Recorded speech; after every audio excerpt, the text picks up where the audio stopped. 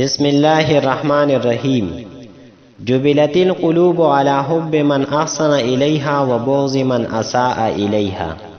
جبلت القلوب، زلونه پیدا کړی شوي دي علی حب من، په محبت د هغه چا احسن الیها چې احسان کوي د زلونو سره، و بغض من، او دا زلونه پیدا کړی شوي دي په نفرت د هغه چا اساء الیها چې بدی کوي د زلونو سره.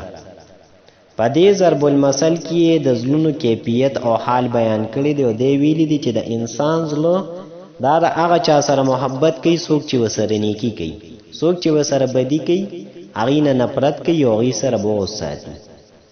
نو که یو انسان دا غواړي چې زه د خلکو محبوب شم او خلک د ما سره محبت وکړي، نو هغه له پکار دا دي چې خلکو سره احسان کوي او بدي ورسره نه کوي. جبلت القلوب على حب من احسن الیها و بغض من اساء الیها. د دې لغوي تحقیق داسې دی چې جبلت د فعل ماضي واحد مؤنث غایب مجهول صيغه ده او دا د ضرب یضربو نصر ینصرو دوانو بابونو ناراضي. جبلنی مصدر دی، معنی د پیدا کېدل، او د دې نه اسم جبلتون راځي، د هغې معنی د طبیعت او خوی. احسنا دا د باب فعل نه د فعل ماضي واحد مذکر غایب مغروب صيغه د احسانن مصدر راځي، معنی د نیکی کول.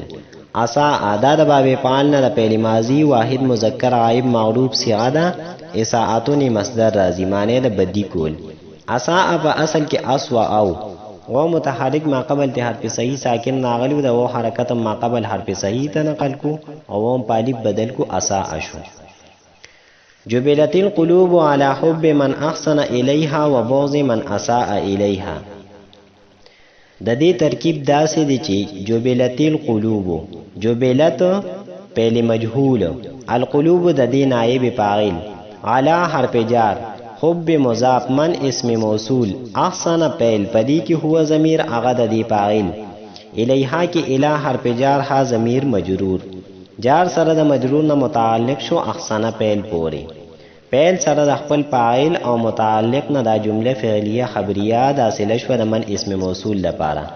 موصول سره د صله نه دا مضاف الیه شو د حب مضاف لپاره. مضاف سره د مضاف الیه نه دا مجرور شو د علی حرف جار لپاره. جار سره د مجرور نه متعلق شو جبلت فعل مجهول پورې. جبلت فعل مجهول سره د خپل نائب فاعل او متعلق نه جمله فعلیه خبریه معطوف علیه. و حرف عطف، بغض من اساء الیها، اصل کې دلته عبارت محذوف دی. وجبلت القلوب على بغض من اساء الیها. نو جبلت فعل مجهول، القلوب د دې نائب فاعل، علی حرف جار، بغض مضاف، من اسم موصول، اساء فعل پدی کی هو ضمیر هغه د دې فاعل، الیها کی الی حرف جار ها ضمیر مجرور، جار سره د مجرور نه متعلق شو اساء فعل پورې. فعل سره د خپل فاعل او متعلق نه جمله فعلیه خبریه دا صله شو د من اسم موصول لپاره. موصول سره د صله نه دا مضاف الیه شو د بغض مضاف لپاره. مضاف سره د مضاف الیه نه دا مجرور شو د علی حرف جار لپاره. جار سره د مجرور نه متعلق شو جبلت فعل مجهول پورې. جبلت فعل مجهول سره د خپل نائب فاعل او متعلق نه جمله فعلیه خبریه معطوف، معطوف علیه سره د معطوف نه دا جمله معطوفه شو.